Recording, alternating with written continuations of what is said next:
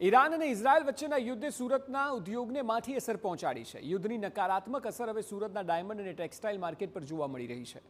આંતરરાષ્ટ્રીય બજારમાં અનિશ્ચિતતા વધતા વિદેશી ઓર્ડરોમાં મોટો ઘટાડો નોંધાયો છે, જેને કારણે સુરતના અર્થતંત્રમાં આર્થિક મંદીના વાદળો છવાયા છે.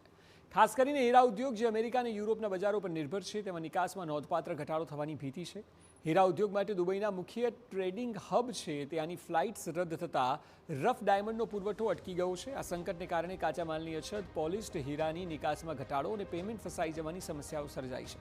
રફ ડાયમંડની આયાત બંધ થવી અને પોલિશ્ડ હીરાની નિકાસ ન થાય તો હીરા ઉદ્યોગમાં ફરી મુશ્કેલીમાં આવી શકે છે, જેને કારણે મંદીના માર બાદ ફરી પાટા પર આવેલા હીરા ઉદ્યોગ પર સંકટ ઘેરાયું છે. જેમ્સ જ્વેલરી એસોસિએશનના આંકડા મુજબ વર્ષ 2024-25માં કુલ એક્સપોર્ટ $7,878 મિલિયન હતું, જે એપ્રિલ 2025થી ફેબ્રુઆરી 26 સુધીમાં ઘટીને $7,680 મિલિયન નોંધાયું છે. માની શકીએ કે યુદ્ધની પરિસ્થિતિ હોય તો દરેક ઇન્ડસ્ટ્રીઝ ઉપર એની ઓછી વધતી ઇફેક્ટ થતી હોય. તો ડાયમંડ ઇન્ડસ્ટ્રીની વાત છે ત્યારે આ એક લક્ઝરિયસ વસ્તુ છે અને 95% દુનિયાના દેશોમાં એક્સપોર્ટ થાય છે.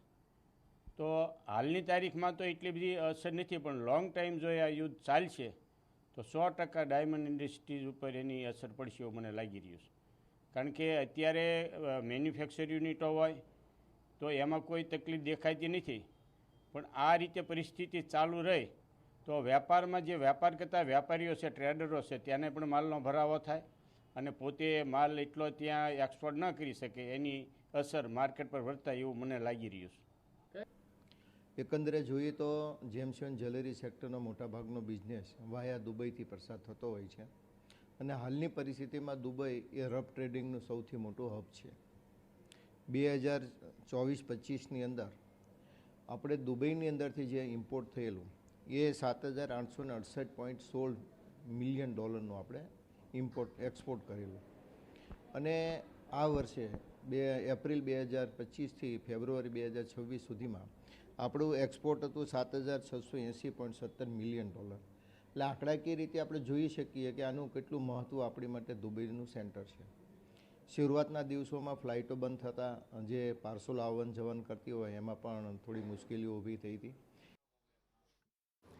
સુરત કાપડ ઉદ્યોગનું હબ છે, પરંતુ યુદ્ધને કારણે કાચા માલના ભાવમાં ઉછાળો આવ્યો છે. ટ્રાન્સપોર્ટ અને ઈંધણ મોંઘું થતાં ટેક્સટાઇલ ઉદ્યોગોમાં વપરાતા યાર્ન અને ડાય કેમિકલ્સના ભાવ વધ્યા છે, જેનાથી ઉત્પાદન ખર્ચમાં વધારો થયો છે. કાચા માલની આયાત અને ગેસના સપ્લાયમાં સમસ્યાઓ સર્જાતા કાપડ ઉદ્યોગમાં ઉત્પાદન ઘટ્યું છે અને બીજી તરફ તૈયાર માલની નિકાસમાં પણ અડચણ આવતા માલના ભરવાના કારણે उद्योगकारों पेमेंट फंसाई जवानी पर समस्या है.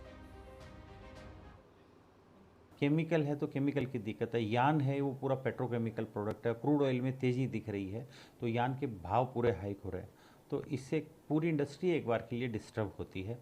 काफ़ी सारे ऐसे लोग रहते हैं कि हमें रॉ मटेरियल मिल ही नहीं रहा है या कोई शॉर्ट सप्लाई कुछ लोगों ने कर दिया होगा या ऑलरेडी शॉर्ट सप्लाई हो गई है, तो इस वजह से ये जो भाव में तेज़ी आएगी और धीरे धीरे रॉ मटेरियल नहीं मिला तो हो सकता है कि लंबा ये युद्ध चलता है तो फैक्ट्रियाँ और हमारे प्रोडक्शन पे इसको असर बुरा पड़े. अंदर मिलोनी अंदर गैस सप्लायનો પુરવઠો જો 50% કરી દેવામાં આવે તેવા સંજોગોની અંદર processing house, dyeing and printing mills એમાં ઓટોમેટિકલી પ્રોડક્શન ઓછું થાય. હવે એ લોકો માલ જ નહીં લે તો જે વિવર્સ માલ બનાવે છે એને ત્યાં એ માલનો ભરાવો થાય અને એ માલના ભરાવાની સાથે સાથે એને માનો કે કોઈ ટ્રેડર્સને વેચે તો એ ટ્રેડર્સ માલ ઊંચકે નહીં એટલે પેમેન્ટની સમસ્યા થાય. એટલે કદાચ પ્રોડક્શન વીવરો ઓછું કરે અને વીવરો પ્રોડક્શન જો ઓછું કરે તો એની અસર સીધી કારીગરો પર પડે, કારણ કે ભરાવો કેટલો ભેગો કરી શકે, એની કેટલી નાણાકીય કેપેસિટી હોય. આ એક મોટી સમસ્યા. બીજી સમસ્યા ઉદ્યોગકારોનો બુસ્ટર ડોઝ ગણાતી સરકારી સબસિડી હાલ અટવાયેલી છે. અંદાજે 22,400 જેટલી ફાઇલો પ્રોસેસમાં અટકી છે અને 4,000 કરોડ રૂપિયાની સબસિડી હજુ મળી નથી. આ અંગે સુરત કોમર્સ ઓફ ચેમ્બર્સના પ્રમુખે સરકાર સમક્ષ માંગણી કરી છે કે જો 31 માર્ચ પહેલાં આ નાણાં છૂટા નહીં કરાય તો એમએસએમઈ સેક્ટર તૂટી જશે, હજારો રત્ન કલાકારો અને કામદારોની રોજીરોટી છીનવાઈ શકે છે. સુરતના વેપાર જગતમાં અત્યારે ખળભળાટ છે. ઈરાન ઇઝરાયલ યુદ્ધે માત્ર રસ્તાઓ જ નથી રોક્યા, સુરતની આર્થિક ગતિ પણ રોકી દીધી છે. વાત કરું તો જેટલી સબસિડી 4,000 કરોડ રૂપિયા જેટલી સબસિડી ગુજરાત સરકાર પાસેથી લેવાની બાકી છે અને 1,000 અરજીઓ પેન્ડિંગ છે. એ પેન્ડિંગ અરજીઓનો ઝડપથી નિકાલ કરીને સબસિડીની જે રકમ લેવાની છે તે દિશાની અંદર આગળ વધે તો આ ઉદ્યોગને બહુ મોટી આર્થિક રાહત પ્રાપ્ત થાય. એટલે એ સંદર્ભની અંદર હવે જોવું રહ્યું કે યુદ્ધના મારથી મંદ થયેલા ઉદ્યોગોને સરકાર સબસિડીનો બૂસ્ટર ડોઝ ક્યારે આપશે. જ્યારે પણ કોઈ બે દેશ વચ્ચે જ્યારે યુદ્ધની પરિસ્થિતિ સર્જાતી હોય છે ત્યારે ચોક્કસપણે તેની અસર છે તે ભારતની અંદર જોવા મળતી હોય છે. પણ જ્યારે સુરતની વાત કરીએ, સુરતની અંદર સૌથી બે મોટા ઉદ્યોગ જેની અંદર એક ડાયમંડ અને ટેક્સટાઇલ ઉદ્યોગ છે, ત્યારે આ યુદ્ધની અસર છે ત્યારે સુરત ઉપર ચોક્કસપણે જોવા મળતી હોય છે. અત્યારે પણ જે રીતે યુદ્ધની પરિસ્થિતિ જે ચાલી રહી છે ખાડી દેશો વચ્ચે, અને તેની અસર છે તે ટેક્સટાઇલ ઉપર સૌથી વધુ અસર જોવા મળી રહી છે. અને સાથે સાથે જો યુદ્ધની પરિસ્થિતિ આમને આમ જો યથાવત જોવા મળશે તો આવનારા સમયની અંદર તેની માઠી અસર છે તે ડાયમંડ માર્કેટ ઉપર પણ પડી શકે છે. કારણ કે સૌથી મોટું ડાયમંડનું જે હબ જે કહેવાય છે, જે એક્સપોર્ટ જે થતું હોય છે તે અમેરિકા છે અને વાયા દુબઈ થતું હોય છે.